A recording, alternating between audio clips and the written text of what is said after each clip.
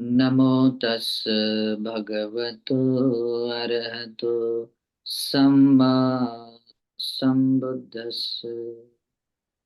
श्रद्धावंत, पुण्यवंत, उपासक और उपासिकाओं, आज मैं आप लोगों को सल्लेख सूत्र की देशना देने वाला हूँ।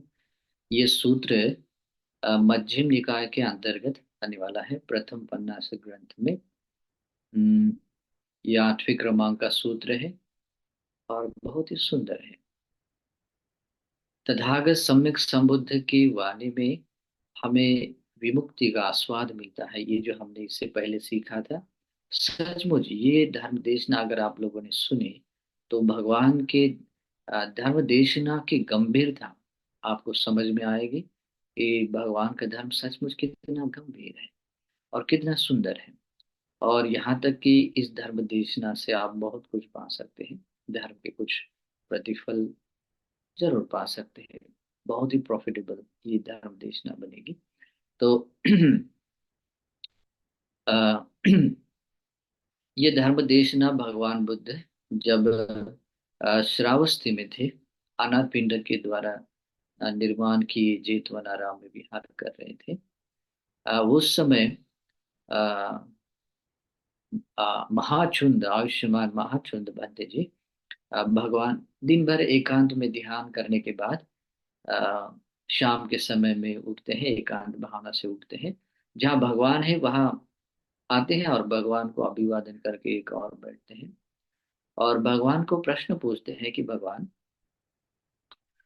ये जो अ, अनेक प्रकार की दृष्टियां हैं, जैसे इससे पहले शायद मैंने इसके बारे में जिक्र किया होगा, लेकिन इसके बारे में बहुत अच्छी जानकारी है।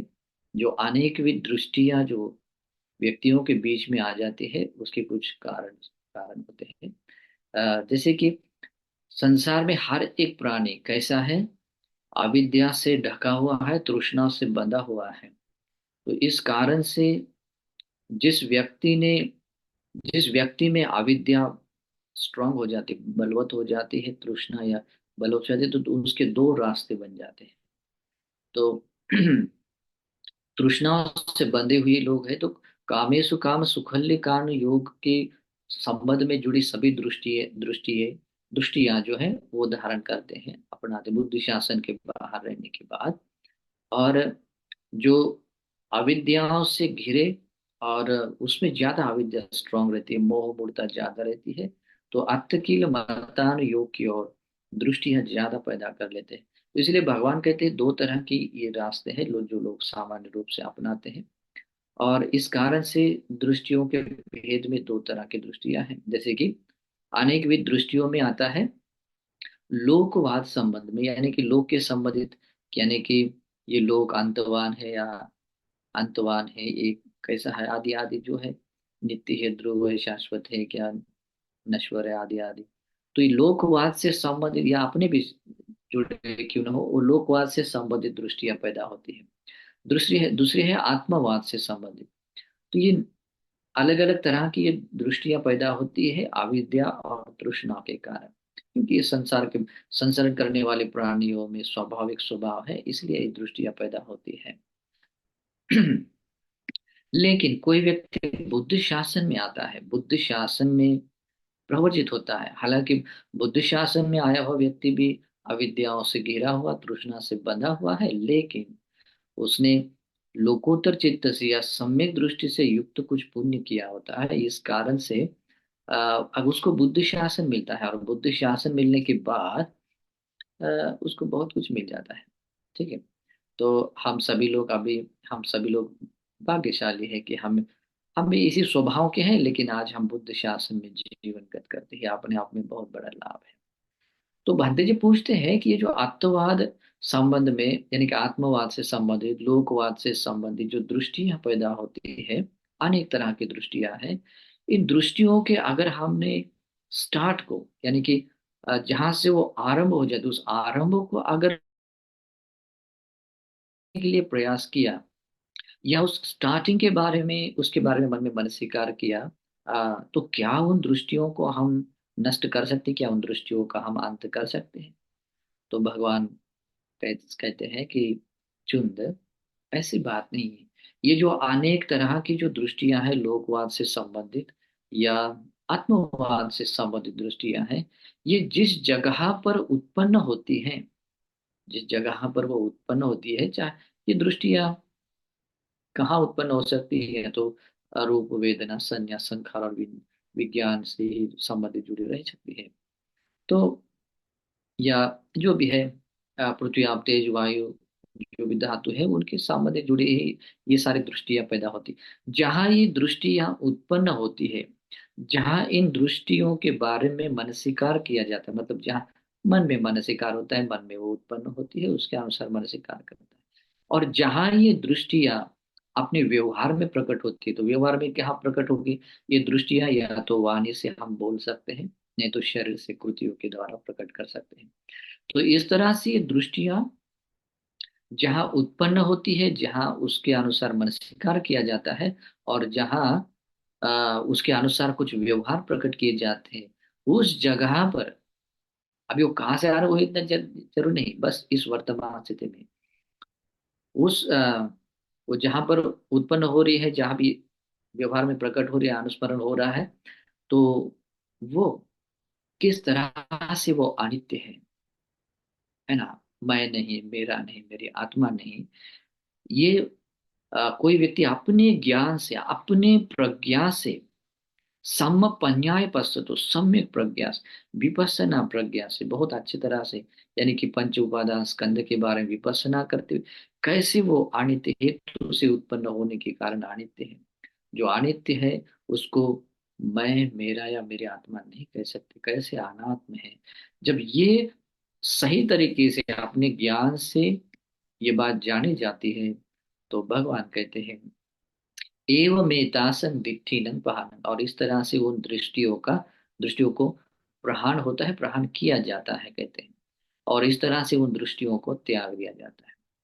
तो ये प्रश्न समाप्त होने के बाद अ, भगवान बुद्ध इस तरह से एक बोलते हैं, कहते हैं ठानं को पने तं चुंद विज्जति यंगिद्दे कच्चे भिक्खु विविचे ही कामे ही विविचा कुशले ही धम्मे ही सविताकं सविचारं विवेक जन पीति सुखं पठमक ज्ञान रूप संभजवेर। अभी ये थोड़ा थोड़ा थियोरटिकली मैंने ये शब्द का उपयोग करके बोला है, लेकिन ये एकदम प्रैक्टिकली है।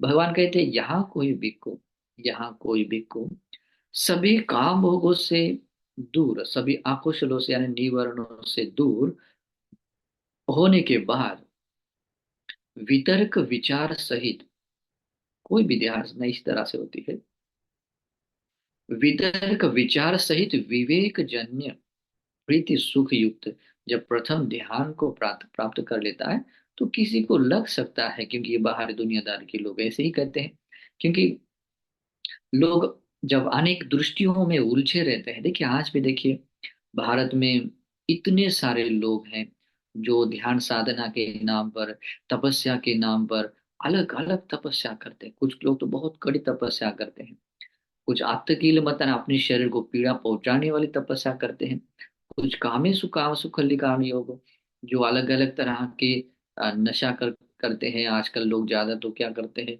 गांजा पीते हैं, और कुछ ऐसा करते करते ध्यान की स्थिति में डूब गए समझते हैं। या अन्य भी अपने शरीर को तकलीफ पहुंचाते हुए भी ये करते हैं। मतलब दोनों तरह से जो तपस्या करते हैं, लगता है कि इससे भी मुक्त हो जाएंगे, तो तपस्या के नाम पर भी अलग अलग लोग ये करते हैं, और वो कहते हैं कि ये कड़ी तपस्या है। और बाहरी घर गृहस्थी जीवन जीने वाला आदमी क्या कहेगा कि उसको लगेगा अरे ये तो हम नहीं कर सकते, ये तो हमारे बस की बात भी नहीं है, इतनी कड़ी तपस्या करते, और ये तो मतलब बाकी दुनियादारी लोगों से बहुत कुछ मतलब आगे है। यहाँ तक कि कुछ लोग तो यहाँ कहते हैं कि अरे ये सचमुच आनंद के मार्ग पर आरूढ़ है, मुक्ति के मार्ग पर आरूढ़ है। मतलब इस तरह की उनकी भी, सामान्य गृहस्थों की भी दृष्टियां पैदा होती है। क्यों होती है? क्योंकि वे भी बस, उनकी भी छोटी सी उनकी ये है सोच है, और ज्ञान के साथ सोच न होने से ऐसा होता है। तो दुनियादारी की भाषा में कड़ी तपस्याओं के बारे में ऐसा सोचते हैं। सचमुच ये ध्यान की अवस्थाएं जो होती है, अ, उसको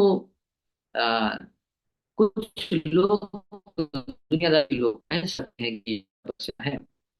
और ध्यान साधना के अलावा जो लोग हैं, जो मिथ्या दृष्टि से युक्त हैं, जो अनेक तरह की तपस्याओं के नाम पर तपस्या कर रहे हैं, और मिथ्या दृष्टि से कभी सम्यक समाधि नहीं आ सकती, मिथ्या दृष्टि से मिथ्या समाधि आती है, और उन्हीं को वो लोग कड़ी तपस्या भी कहते रहते हैं। ठीक है।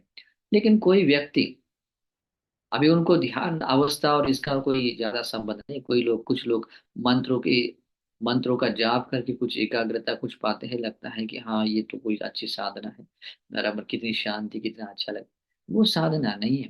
हालांकि दुनियादारी में उसको भी तपस्या या कड़ी साधना नाम दिया दिया गया है।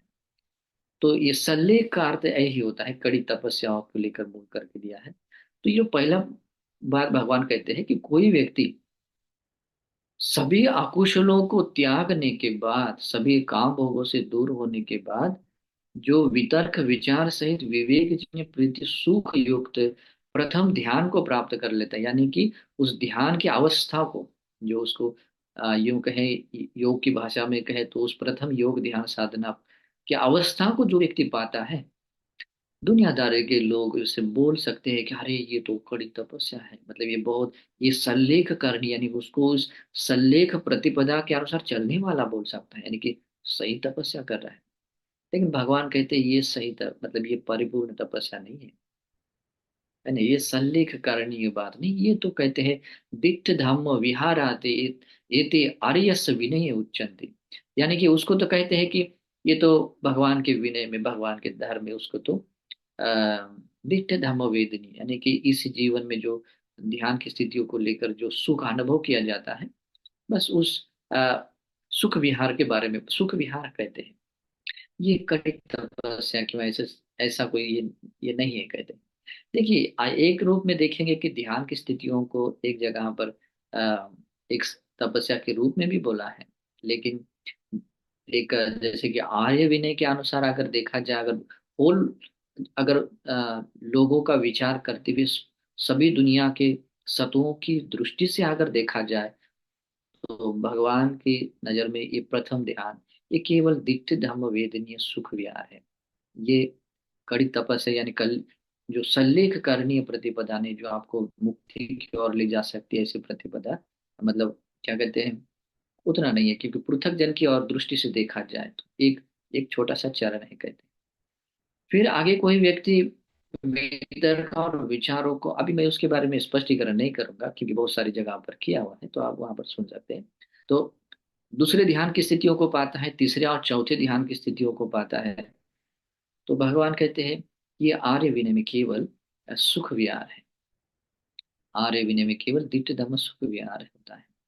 कोई व्यक्ति इस रूप ध्यान को, यानी कि चार ध्यानों का भी मतलब अतिक्रमण करते हुए, उसके परे जाते हुए, है ना, जो रूप संज्ञा होती है उस रूप संज्ञा को भी छोड़ता हुआ, नाना प्रकार के जो टॉपिक्स मिलते हैं, संज्ञा जागती है, उसको भी त्याग करता हुआ, केवल एक अपटिक संज्ञा, यानी कि वहां पर थोड़ा सा भी उन चित्त में इतना चित्त शांत होता है कि थोड़ा सा भी उसमें कहीं, मतलब ये नहीं, मतलब बदलाव होने जैसा, कोई पीड़ा जैसा अनुभव नहीं होता है, संज्ञा में भी चेंजेस होने जैसा कुछ नहीं, ये सभी नाना संज्ञा को छोड़कर केवल एक संज्ञा उत्पन्न हो जाती है है ना। तो जैसे कि आकाश आनंद है, जो उसको अनुभव करता है, तो इस स्थिति को प्राप्त करता भगवान कहते, दुनियादारी के लोग तो बोलेंगे कि ये तो सचमुच ये शल्य करनी प्रतिपदा है, ये तो कड़ी तपस्या, कड़ी तपस्या है। लेकिन भगवान कहते कि नहीं नहीं, ये भगवान के विनय में, यानी कि भगवान के शासन में अगर उसको कहा जाए तो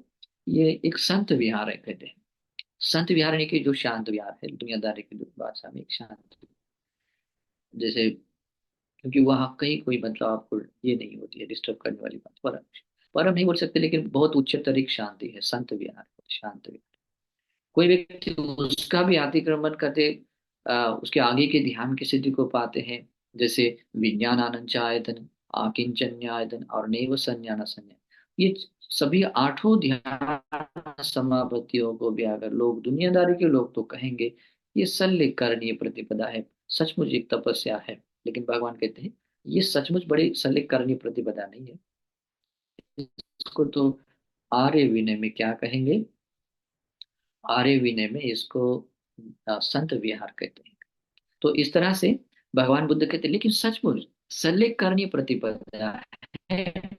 तो इसके बारे में बताते हुए भगवान कहते हैं, यहाँ कोई व्यक्ति, यहाँ कोई व्यक्ति इस तरह से सल्लेख करणीय प्रतिपदा से युक्त बनता है। सल्लेख करणीय यानी कि उसको सचमुच एक मुक्ति के रास्ते पर आरूढ़ हुआ, या अपने आप के मतलब भीतर के जितने भी क्लेश है, बुराई या कुशल है, उसको दूर करने के रास्ते पर आरूढ़ हुआ, सचमुच तपस्या करने करने वाले रास्ते पर लगा हुआ, ऐसा उस व्यक्ति को कह सकते हैं। जो व्यक्ति इस तरह से मतलब मार्गक्रमण करता है, धर्म को अपने जीवन में अपनाता है।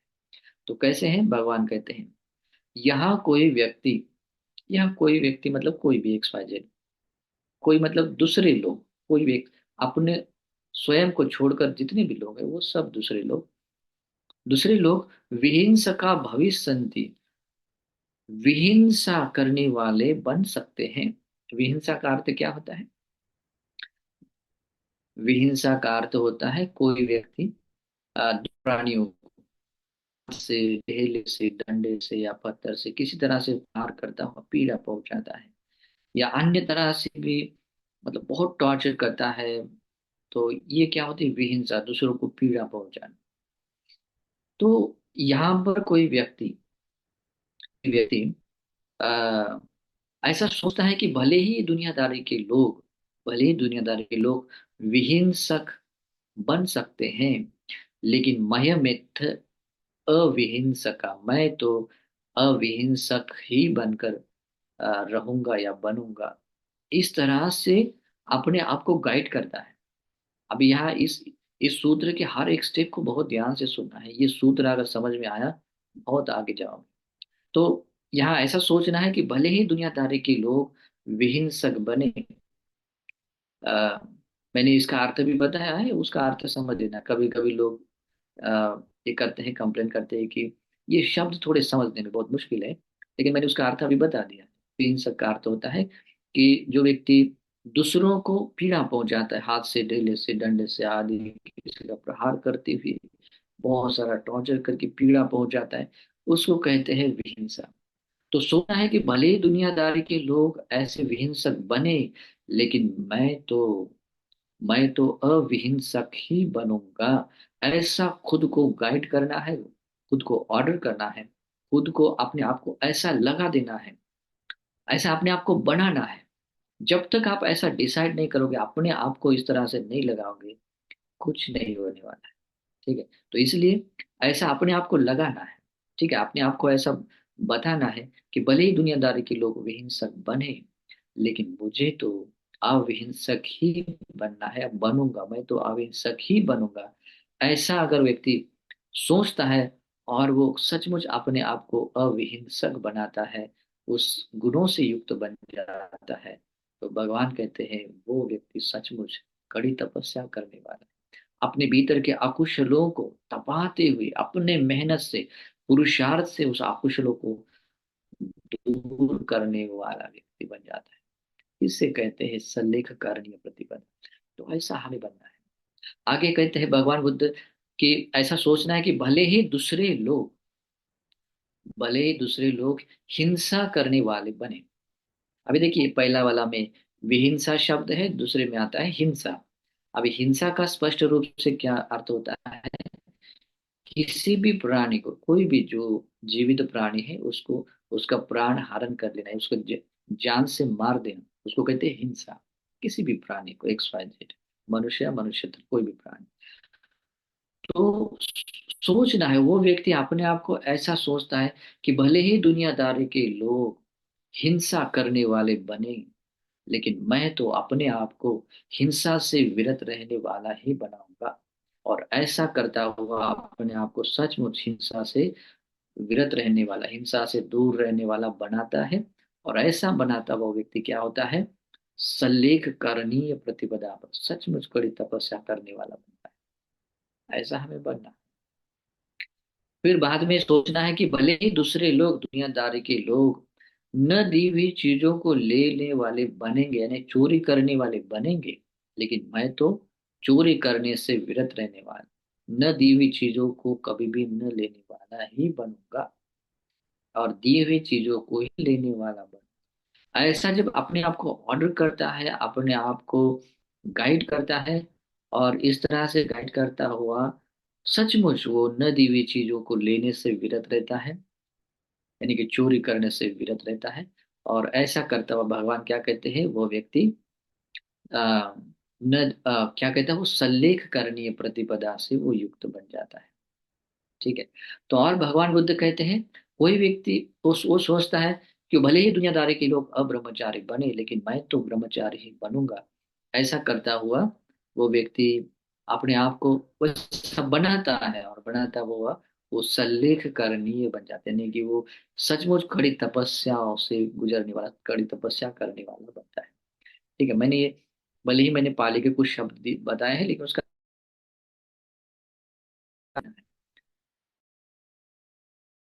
कोशिश करनी।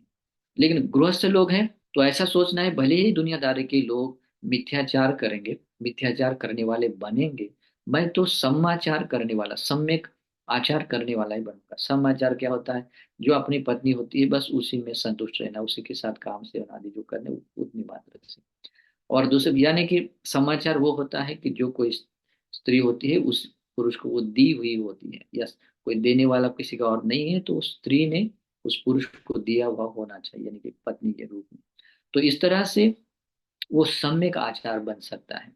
तो भले ही दुनियादारी के लोग ऐसे मिथ्याचार करने वाले बने, लेकिन मैं तो समाचार करने वाला ही बनूंगा। ऐसा करता हुआ अगर हम समाचार करते हैं, वो भी एक सल्लीकरणी प्रतिपदा है।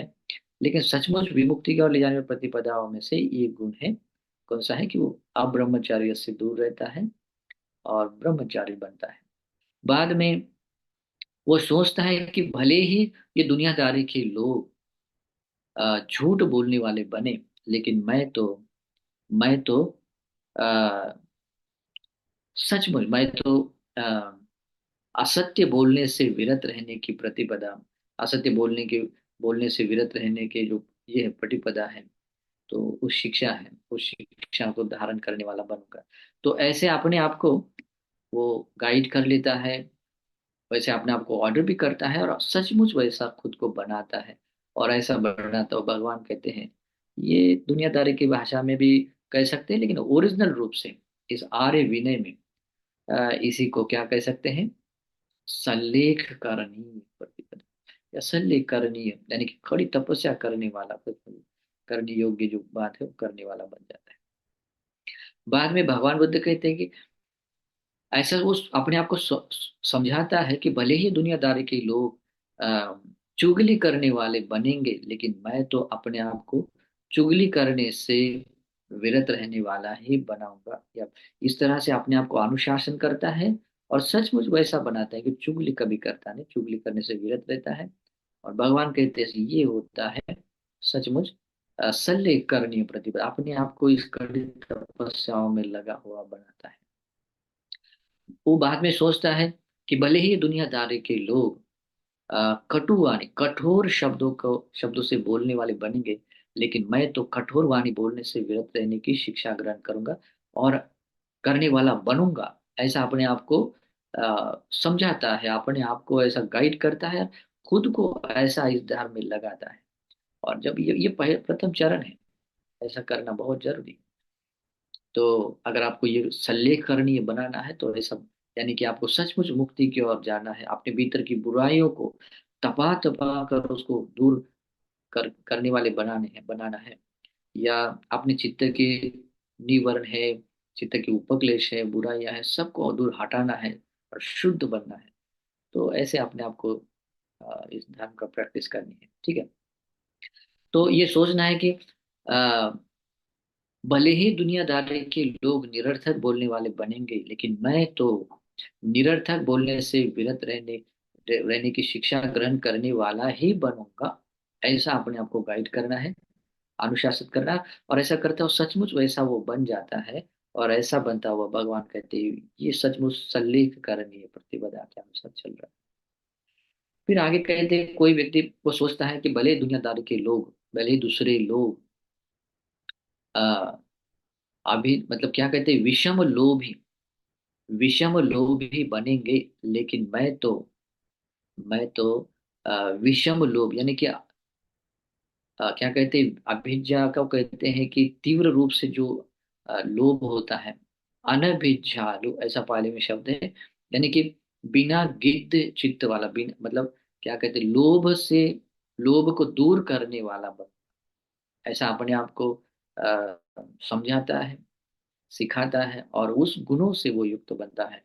तो भगवान कहते हैं कि ऐसा करता हुआ वो व्यक्ति क्या करता है, सल्लेख करनी हो, ये सल्लेख करनी प्रतिपदा को पूरा करने वाला बनता है। फिर बाद में वो कहते हैं कि भले ही दूसरे लोग, भले ही दूसरे लोग व्यापाद, ये व्यापाद का अर्थ होता है द्वेष भावना से रहने वाले लोग बने, मतलब भले ही दूसरे लोग ये द्वेष करने, एक दूसरे का द्वेष करने वाले बनेंगे, लेकिन मैं तो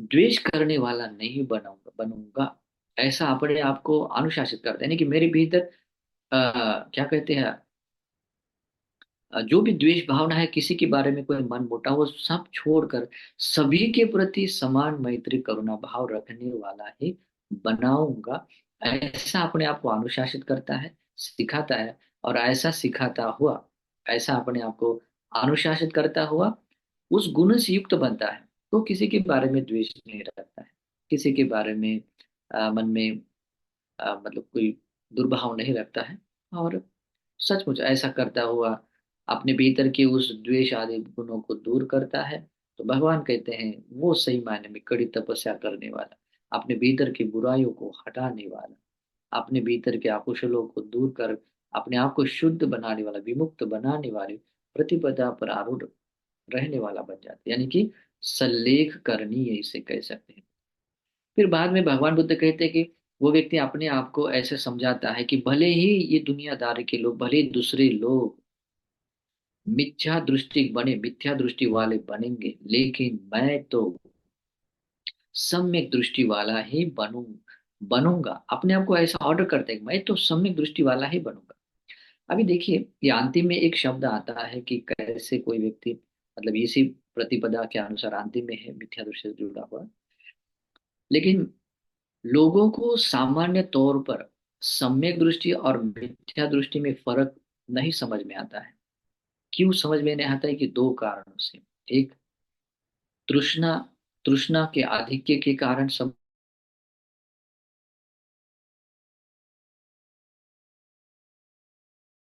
के कारण, मोह यानी कि जो अविद्या है, अविद्या होने के कारण भी उस व्यक्ति को समझ में नहीं आता है ना।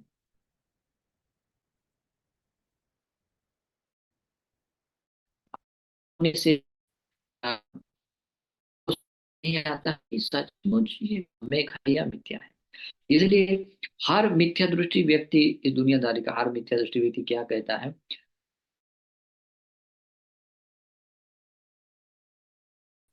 मैं जो कहता हूँ वही सम्यक है और बाकी सब झूठ है, बाकी सब झूठ है। इस तरह से अपने आप को अनुशासित करता है, और अपने आप को मतलब ऐसे समझता है, भ्रम में रहता है कि मैं जो कह रहा हूँ वो परम सत्य है। ये दुनियादारी के लोग, ये बच्चे लोग हैं, अज्ञानी लोग हैं, नहीं समझते हैं कि ये मिथ्या होते हुए भी गलत रास्ते पर पड़े हैं, हम जो कहते हैं वो बिल्कुल सत्य है। और उनके विचारों को मानने वाले समूह के लोगों की संख्या बढ़ती है और कहते हैं, देखो इतनी बड़ी क्वांटिटी है, इतने उसको मानने वाले। सचमुच ये बात सत्य है। अगर दूसरे लोग कंपैरिजन में क्या बोलते हैं कि अरे ये लोग इतनी बड़ी मात्रा में अगर लोग इस तरह की दृष्टियों को मानते हैं, मतलब वो बात सचमुच सत्य है। अगर वो सत्य नहीं होती तो चार पांच लोग, 10 लोग आते, उससे छोड़ देते। इतनी बड़ी मात्रा में अपनी क्वांटिटी को बढ़ाने के लिए या बता कर भी कहते कि नहीं, मैं जो हम जो कह रहे हैं वो सत्य है, बाकी सब झूठ। तो इस तरह से हर मिथ्या दृष्टि को लगता है कि हम सम्यक है, बाकी सब मिथ्या है। और इस कारण से ये अविद्या का जाल, ये तृष्णा का जाल, और इस तरह से वो दृष्टि में ऐसे जकड़ जाते हैं, उस दृष्टियों को त्यागना, उसके बारे में, उनके मतों के बारे में किसी ने थोड़ा गलत बोल दिया, इतना दुख होता है, इतने मतलब बुरा लगता है उसको कि सामने वालों को काट भी सकते हैं। सामने वालों को फिनिश कर सकते हैं, किसी भी तरह से संकट विपत्ति में डाल सकते हैं, उसको बर्बाद कर सकते हैं। वो हर ये दृष्टि वाले ऐसे ही लोग हैं, है ना। मैंने ऐसे कुछ उत्तर भारत में ऐसे लोग देखा, जिस किसी ने उस किसी आदमी ने एक किसी उसके उनके मत दृष्टियों के अनुसार किसी एक आदमी ने उनके उस ग्रंथों को कुछ हाथ लगाया था, उसके पूरा हाथ पैर काट के उसको फांसी लगा कर लटका दिया था, है ना। तो दृष्टियां बहुत डेंजर होती है। तो दृष्टियां डेंजर ऐसी होती है कि लोग लगता नहीं कि वो मिथ्या है, सम्यक है। इसलिए सभी क्लेशों उपक्लेश सबसे भयानक कुछ है बात है तो मिथ्या दृष्टि की। और मिथ्या दृष्टि की दो ही गतियां हैं। मैं थोड़ा स्पष्टीकरण इसलिए कर रहा हूँ क्योंकि ये बहुत भयानक है। ठीक है। इसलिए इससे पहले भी जो हमने इस दृष्टियों के बारे में प्रवचन दी है वो सुन लेना। ठीक है। तो सम्यक दृष्टिवान बनना बहुत जरूरी है। और सम्यक दृष्टिवान बनने के लिए थोड़ा सा फ्लेक्सिबल बनना पड़ेगा। अभी भले ही हमें हमारे पास वो ज्ञान नहीं है सत्य का ज्ञान, लेकिन इतना तो समझना चाहिए, सत्य का विरोध नहीं करना है कभी। सत्य का विरोध नहीं करना, सत्य का परीक्षण करना है। बस इतना मात्र भी अगर अपने आप को बनाओगे, बस आप चाहे जिस कुल परंपरा के हो, संप्रदाय को मानने वाले हो, चाहे जिस देश के जन्म हो, आप सही रास्ते पर आ सकते हैं। अगर अपने ऐसा अपने आप को बनाया, नहीं हम तो नहीं, लेकिन जो हम कहेंगे वो ठीक है, परम सत्य है, बाकी सोचना है कि जो सत्य है उस सत्य को हम एक्सेप्ट करेंगे, जो असत्य है उसका त्याग करें। ठीक है। इस तरह से अपने आप को अगर थोड़ा सा भी अगर फ्लेक्सिबल थोड़ा सा रखोगे, हाँ आपका विश्वास, आप जिस धर्म को मान रहे हो उस विश्वास रखो, लेकिन इतना तो विश्वास हो, इतनी तो अपनी सोच रखो कि जो सत्य है उसको हम अपनाएंगे और जो मिथ्या है उसको छोड़ देंगे। बस धीरे धीरे जैसे जैसे सत्य के पास पहुंचेंगे, सत्य आपको मतलब क्या मतलब सुलझता जाएगा, उलझ गया नहीं, सत्य आपको मतलब सामने प्रकट होता रहेगा और आप सत्य की ओर जाएंगे, है ना। तो बस इतना छोटा सा एक जो गुण है अपने में बढ़ाने की कोशिश कीजिए, बहुत लाभ। ठीक है। और भी मैं इसके बारे में बता सकता हूँ क्योंकि अभी कठिनाइयों से भरे, क्योंकि आपत्तियों से घिरे हुए सबसे ज्यादा इसी कारण है, मिथ्या दृष्टि के कारण। तो जो व्यक्ति बुद्ध को मानने वाला है या भगवान, कोई भी व्यक्ति XYZ जो जिसके पास प्रज्ञा है, वो ऐसा सोचता है, भले ही दुनियादारी के लोग दूसरे लोग मिथ्या दृष्टि बने, लेकिन मैं तो सम्यक दृष्टिवान बनूंगा। और ऐसा करता हुआ अपने आप को सम्यक दृष्टिवान बनाता है और उस प्रतिपदा पर आरूढ़ उसे गुणों से संपन्न बनता है, सम्यक दृष्टिवान बनता है। ऐसा करता हुआ भगवान कहते हैं कि वो व्यक्ति सल्लेख करणीय है, यानी कि जो कड़ी तपस्याओं में लगा हुआ, सचमुच अपने मन को विशुद्ध बनाने वाली प्रतिपदा पर आरूढ़ रहने वाला बन जाता है। तो इस तरह से आ, वो सल्लेख करनी प्रतिपदा पर आरूढ़ होता है। आगे कहते हैं भगवान बुद्ध, आ, कोई व्यक्ति मतलब वही व्यक्ति वो सोचता है कि भले ही दुनियादारी के लोग मिथ्या संकल्प वाले बनेंगे, लेकिन मैं तो सम्यक संकल्प वाला ही बनूं।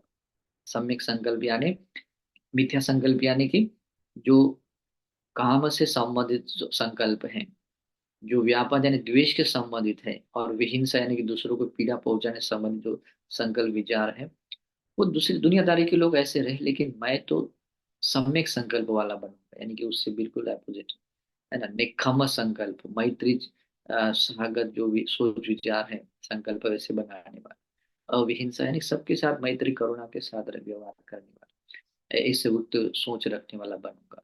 ऐसा अपने आप को अनुशासन करना है, सिखाना है, बताना है। और सचमुच उन गुणों से अपने आप को अगर वो बनाता है, तो भगवान कहते हैं उस सल्लेख करनीय प्रतिपदा के अनुसार चलने वाला वो बन जाता है। सचमुच वो कड़ी तपस्या करने वाला वो बन जाता है, क्योंकि वो सचमुच उस आकुशलों को दूर कर देता है।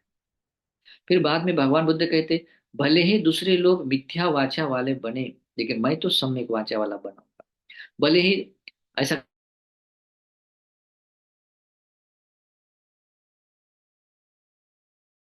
भले ही ऐसा सोचता है कि भले ही दुनियादार के लोग आ, मिथ्या कर्मांत वाले लोग बनेंगे, लेकिन मैं तो सम्यक कर्मांत वाला ही बनूंगा। ऐसा अपने आप को अनुशासित करता है और अपने आप को सिखाता है, और सचमुच मिथ्या कर्मांत, अभी मैं उसका स्पष्टीकरण नहीं कर देता। आपने पिछले प्रवचनों में सुन लीजिए। मिथ्या कर्मांत को छोड़ देता है और अपने आप को सम्यक कर्मांत से युक्त बनाता है, और ऐसा बनाता हुआ वो सल्लेख करनी प्रतिपदा से युक्त बन जाता है, कड़ी तपस्या करने वाला। बाद में वो सोचता है कि भले ही दुनियादारी के लोग मिथ्या आजीविका वाले बनेंगे, लेकिन मैं तो सम्यक आजीविका वाला बनूंगा। ऐसा करता हुआ खुद को अनुशासित करता है और खुद को सम्यक आजीविका वाला बनाता है, और ऐसा करता हुआ मिथ्या आजीविका को छोड़ने वाला, तपाते हुए अपने भीतर की कड़ी तपस्या को मेहनत करता हुआ उस कुछ लोगों को छोड़ता है, अपने भीतर कुछ लोगों को बढ़ाता है। तो इस तरह से कोई व्यक्ति सल्लेख करनी प्रतिपदा को पूरा करता है। तो बाद में आता है, वो सोचता है कि भले ही दुनियादारी के लोग मिथ्या व्यायाम वाले बने, लेकिन मैं तो सम्यक व्यायाम वाला बनूंगा। भले ही दुनियादारी के दूसरे लोग मिथ्या स्मृति वाले लोग बनेंगे, लेकिन मैं तो अपने आप को सम्यक स्मृति वाला बनाऊंगा। भले ही दूसरे लोग मिथ्या समाधि वाले बनेंगे, लेकिन मैं तो अपने आप को सम्यक समाधि वाला सम्यक समाधि से युक्त वाला बनूंगा। ऐसा अपने आप को अनुशासित करता है, सिखाता है, गाइड करता है, ऑर्डर करता है, सचमुच सम्यक समाधि को वो पाता है। तो भगवान कहते हैं वो सचमुच सल्लेख करणीय व्यक्ति है, यानी कड़ी तपस्या करने वाला व्यक्ति, सचमुच विमुक्ति की ओर जाने वाला व्यक्ति, विमुक्ति की ओर जाने का प्रयास करने वाला व्यक्ति है। बाद में कहता है कि वो सोचता है कि भले ही दुनियादारी के लोग मिथ्या ज्ञानी बने, लेकिन मैं तो सम्यक ज्ञान को पाने वाला ही बनूंगा। भले ही ये दूसरे लोग मिथ्या विमुक्ति वाले बनेंगे, लेकिन मैं तो अपने आप को सम्यक विमुक्ति वाला ही बनूंगा। ऐसा अपने आप को अनुशासित करता है और सचमुच वैसे बनता है। तो भगवान कहते हैं वो व्यक्ति सल्लेख करनी प्रतिपदा पर है, अरुण है।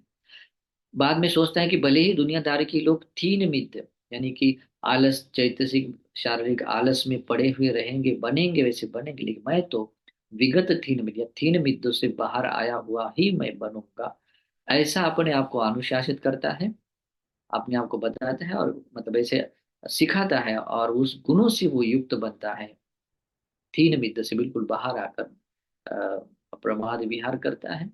तो ऐसा करता है वो, सच भगवान कहते हैं वो सल्लेख करने, कड़ी तपस्या करने वाला। कोई व्यक्ति वो सोचता है कि भले ही दुनियादारी के लोग उद्धत यानी उद्विग्न चित्त वाले बनेंगे, लेकिन मैं तो उपशांत चित्त वाला बनूंगा।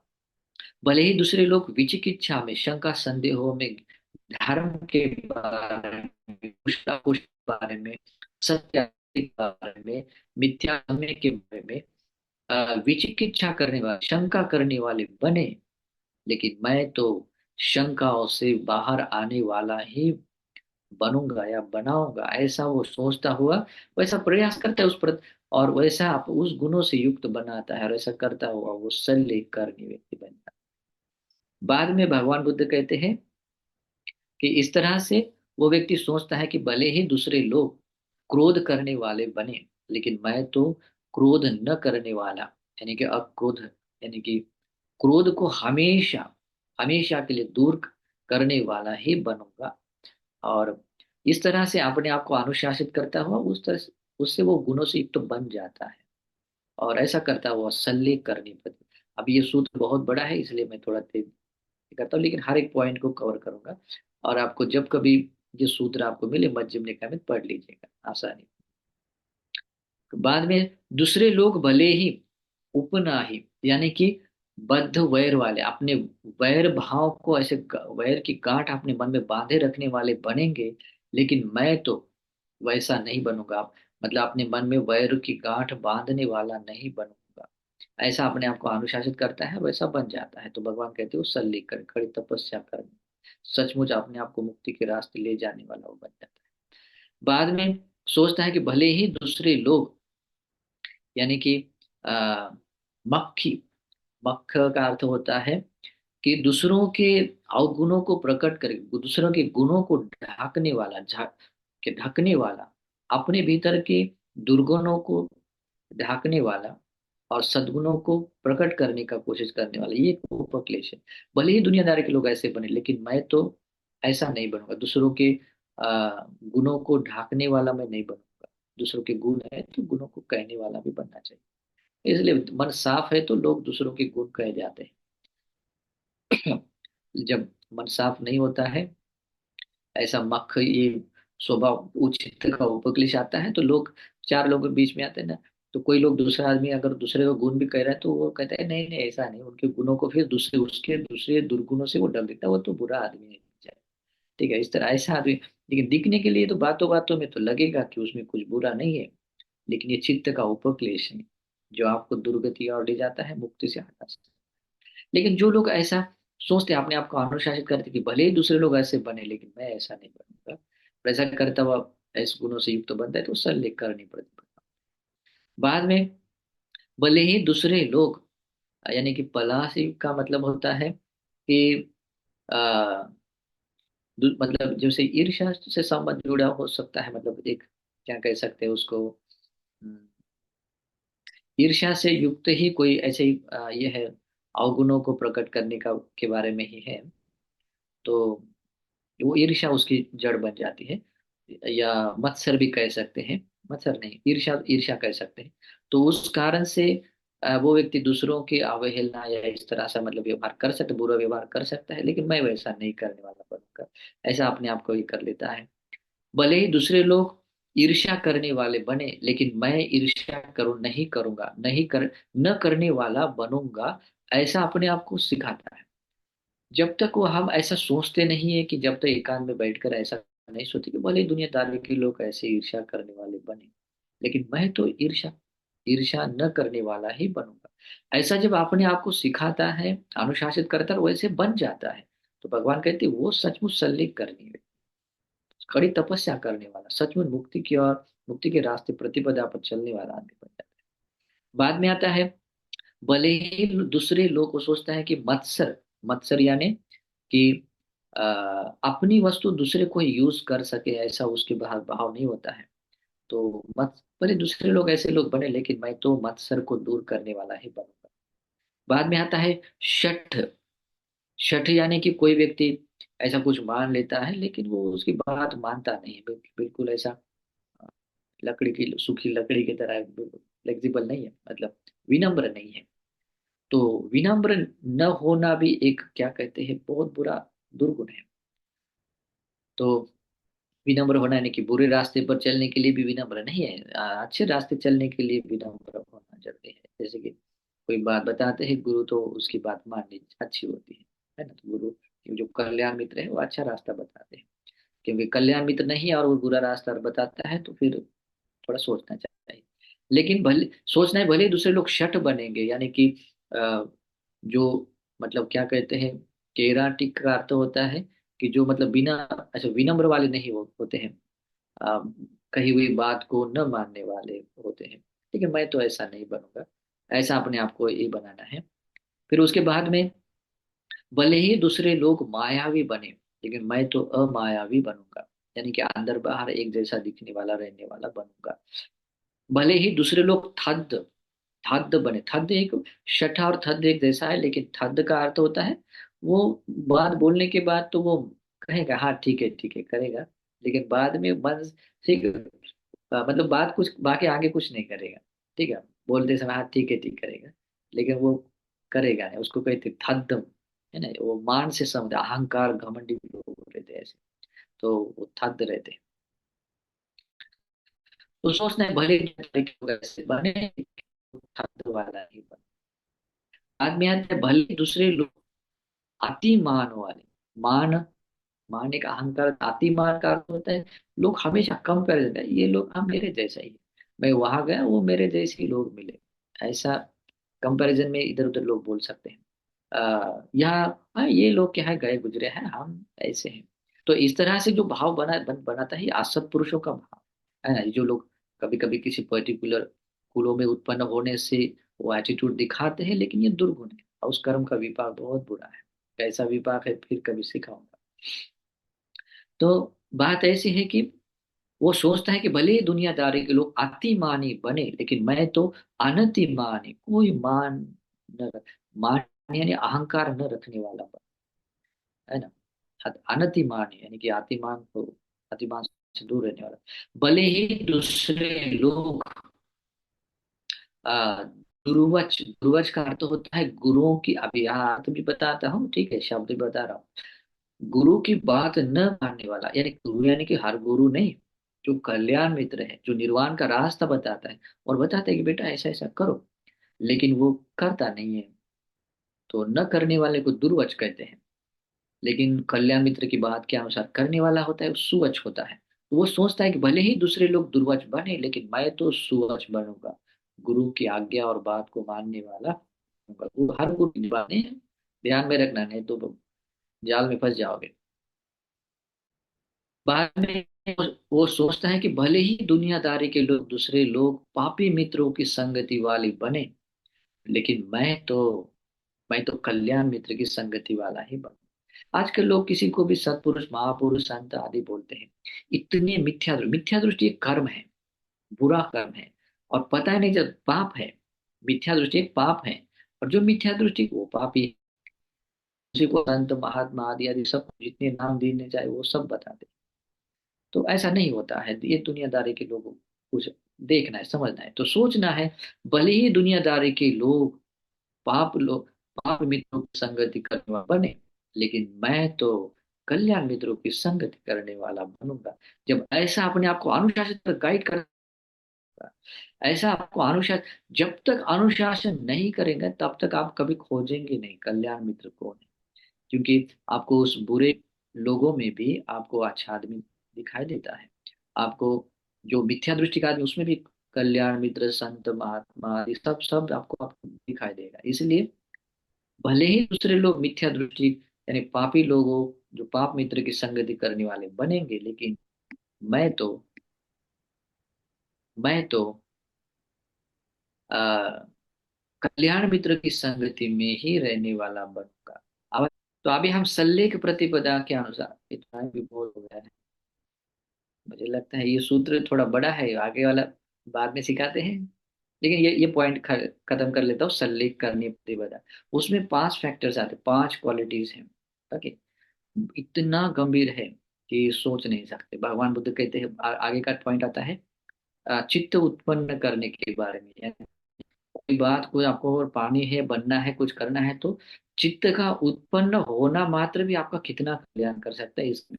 तो मुझे लगता है ये, क्योंकि ये आगे के 4 पॉइंट है, मैं आगे संडे के दिन बताऊंगा, लेकिन ये जो बातें हैं वो पूरा करूंगा, ठीक है।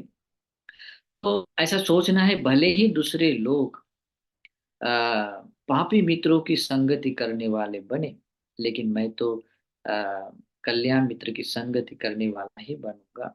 ऐसा अपने आप को अनुशासित करना है। बाद में, और करने के बाद उस गुण से युक्त तो बनना है, उसको कहते हैं सल्लेख करनी प्रतिपदा। आप सचमुच बड़ी तपस्या करने वाले बनते, सचमुच अपने आप को मुक्ति के रास्ते पर आना, एक अच्छा होता है। तो ऐसा अनुशासन करना जरूरी है। बाद में सोचता है, भले ही दूसरे लोग प्रमादी लोग बनेंगे, लेकिन तो अपने आप को अप्रमाद ना होगा। अप्रमादिकार तो होता है जो अविरत रूप से प्रैक्टिस करने वाला, जैसे कि पालन करते हैं, समाधि का अभ्यास कर रहे, प्रज्ञा का अभ्यास कर, उसमें खंड नहीं लाने। आज कर रहे, कल भी है, रात में, दिन में, जो भी है, अविरत रूप से कर रहे, कंटिन्यूटी में कर रहे हैं। तो शील तो मतलब ऐसा नहीं होता कि सुबह शाम में, वो पूरा दिन और रात में करना होता है। तो अगर वो कर रहे हैं तो वो अप्रमादी है। तो सोचना है, भले ही लोग दुनियादारी के लोग ऐसे प्रमाद बने, लेकिन मैं तो अपने आप को अप्रमादित बनाऊंगा। ऐसे अपने आप को गाइड करना है, अपने आप को अनुशासित करना है, और अनुशासित करता हुआ अपने आप को वैसा बनाना है।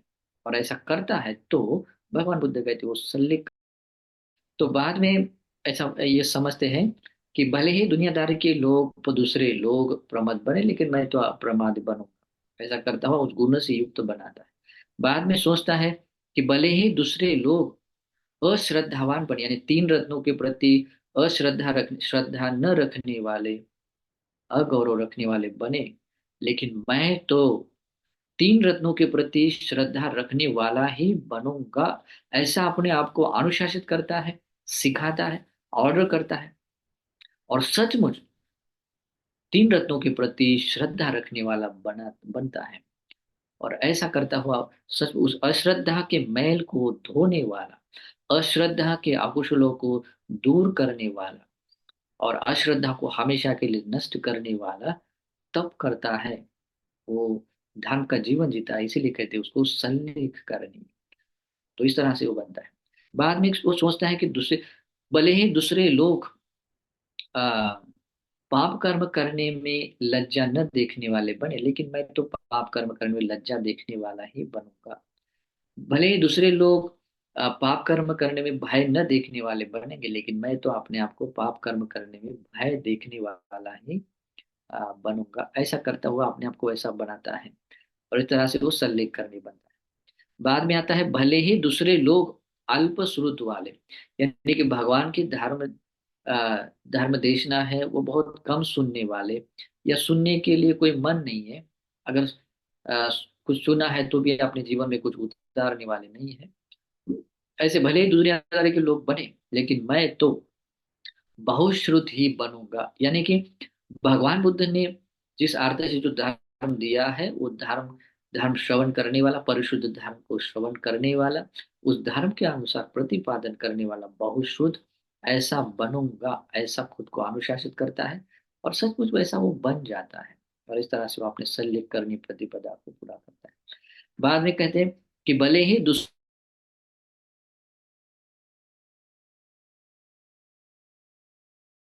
कुशित, यानी कि जो बुरे क्या कहते हैं, अच्छा कर्म करने के लिए निर्वाण के रास्ते कुछ, निर्वाण के रास्ते कुछ प्रयास न करने वाले, जैसे कि पुण्य करना है तो पुण्य करने के लिए मन उनका नहीं होता है, चलो आज नहीं कल बाद में करेंगे, बाद में करेंगे, ऐसा करते करते कोई ना कोई तो बहाना खोज कर वो न करने वाले जो लोग होते हैं उसको कुसित कहते हैं। तो भले ही दूसरे लोग कुसित बने, लेकिन मैं तो आरब्ध वीर्य बनूंगा। यानी कि मैं हमेशा कुछ अच्छा काम करने के लिए हमेशा प्रयासरत रहने वाला बनूंगा। ऐसा अपने आप को अनुशासित करता है, और सचमुच वैसा बनता है। और ऐसा बनता हुआ वो सच वो सल्लेख करनी प्रतिपदा से युक्त बनता है।